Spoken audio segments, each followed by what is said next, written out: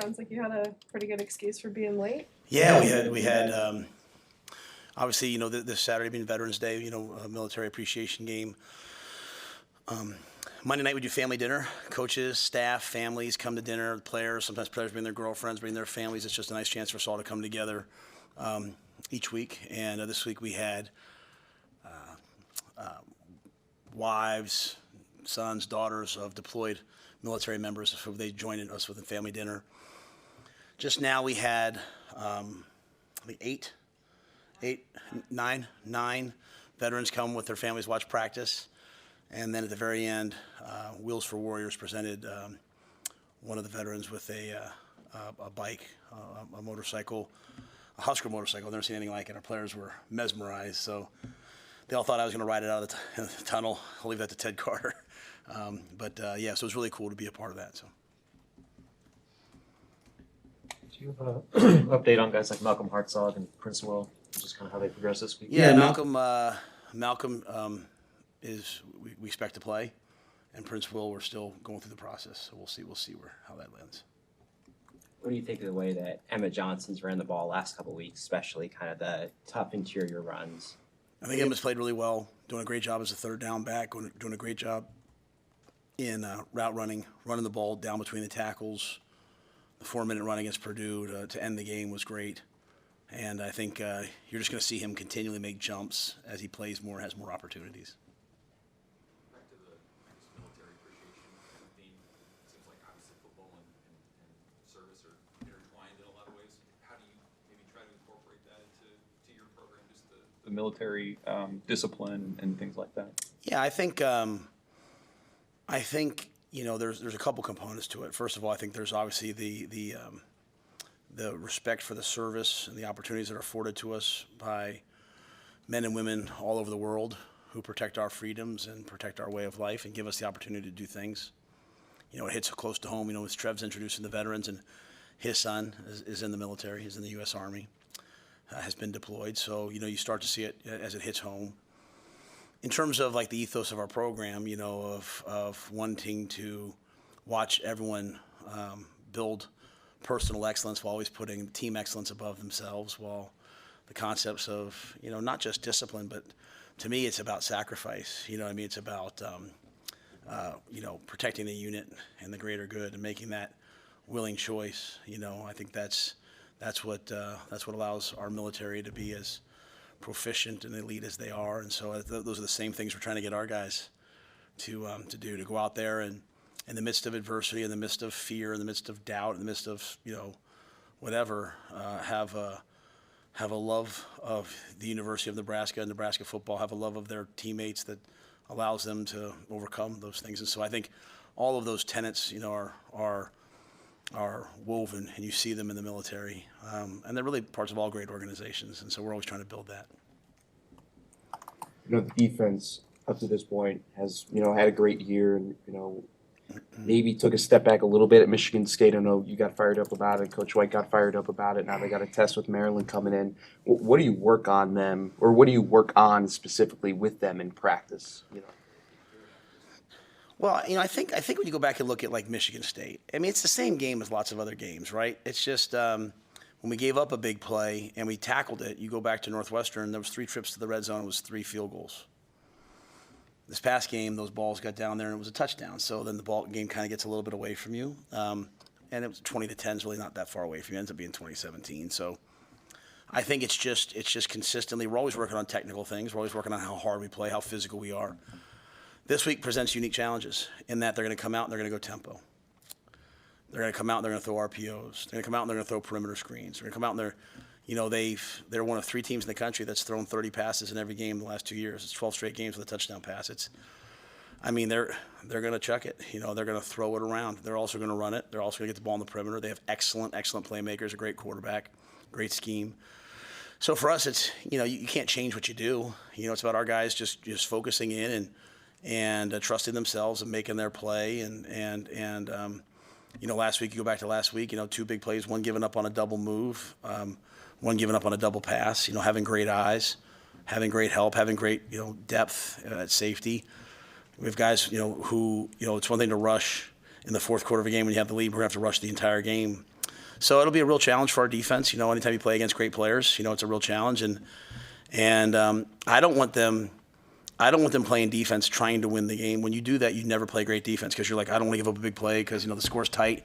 Defense is about cutting loose and going and playing and attacking, and they'll make plays.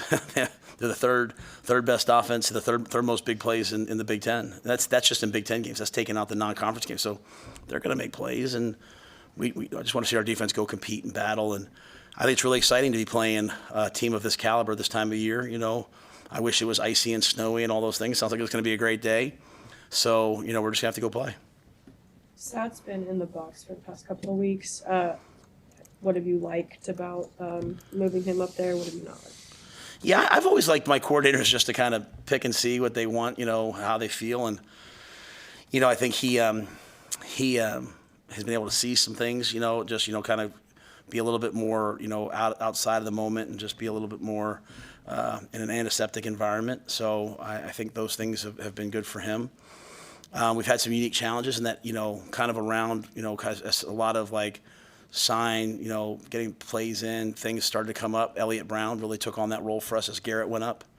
And Elliott Brown, who's a coach on the field and an excellent football player as well, was signaling for us. Elliott, unfortunately, had a pretty bad knee injury last Wednesday.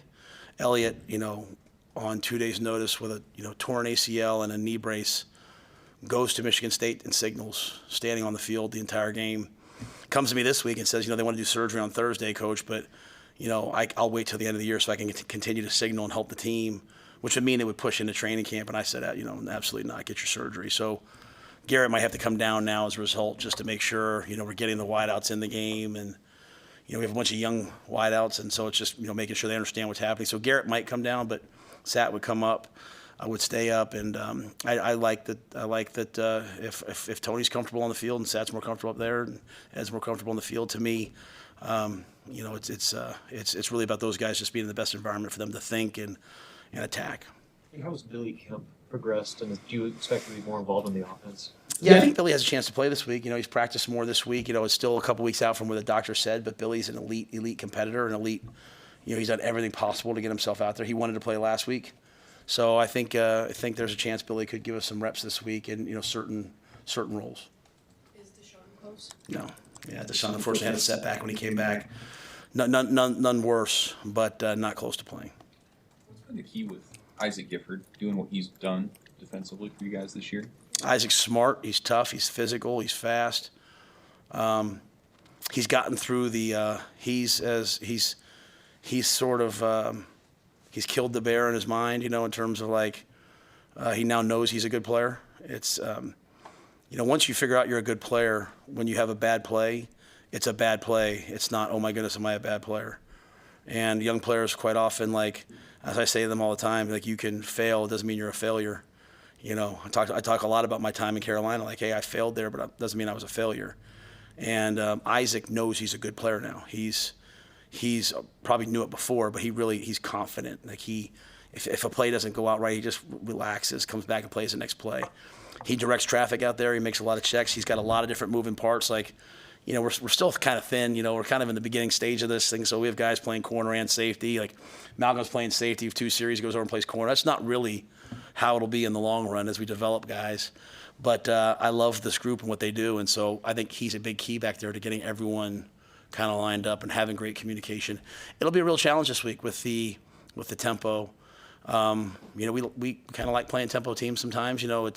It allows us just to kind of get in a rhythm and play. But if you let them get on a roll, it can steamroll on you. So he has to do a great job of getting the calls and making all the checks. Going back to Billy, do you expect continuing with the punt returner, or do Ethan Nation maybe get more of a look there? Yeah, I think that's all up. That's kind of that's all up to kind of the game situation. As you know, Memorial Stadium, the sun, the wind, all things can be a factor. Ethan's worked it all week. Billy's worked it all week. They're both ready to go. Emmett Johnson's worked it all week. So we'll kind of get closer to the game and kind of play it as the game goes out. You've played against a lot of really good quarterbacks, going to the NFL and college as well. What are kind of the similarities that this, Talia Tagovailoa kind of brings compared to the ones that you've prepared for in the past? Yeah, my favorite ones are the ones who, and I say this with the greatest respect for these, are the ones who aren't like the 7-on-7 kings, Glenn Foley's Ed Foley's brother, longtime NFL quarterback. He always called me. He'd be like, "Be careful of the shotgun babies, Matt." And I said, "What does that mean?" Like, they grew up, they're in the shotgun, everything feels good. Like, you watch Talia play, man, he's running around, he's making plays, he's not playing a 7-on-7 league where there's no one around him. Like, not many quarterbacks. Most young quarterbacks, hey, they get out to their right, they'll throw it down to the left, they run it. He gets out to his left, might even be more dynamic throwing the ball down the field. So he's playing quarterback, like he's playing the game, and that's what makes him great, and that's what makes him really a special player. And so when you look in the NFL, you look at the guys who are playing at a high level in their own separate ways, right? Like everything doesn't have to be perfect, you turn on Patrick Mahomes, his best plays are sometimes when things do break down. And so I think the thing about Talia is he can play from the pocket, he can play from outside the pocket, he can throw the ball deep. He's got great rhythm. He doesn't get balls batted down. So he's just an all-around great player. All right, guys, good to see you. My apologies for making you wait.